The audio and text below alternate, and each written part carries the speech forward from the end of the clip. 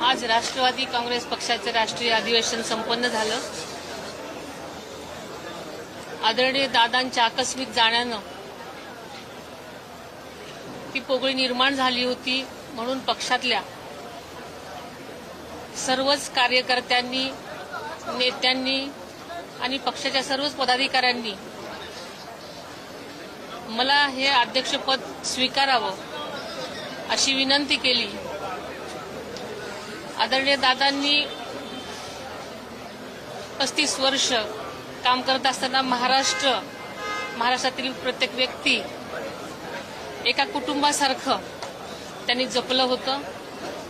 त्यांची स्वप्न अशीच अर्धवट सोडून ते अचानक आपल्यातून निघून गेले आणि सगळ्यांची एकच इच्छा होती की दादांच्या जागी आपण जर आलात तर आपण सगळे मिळून सगळ्यांच्या साथीनं दादांची ही स्वप्न पूर्ण करू।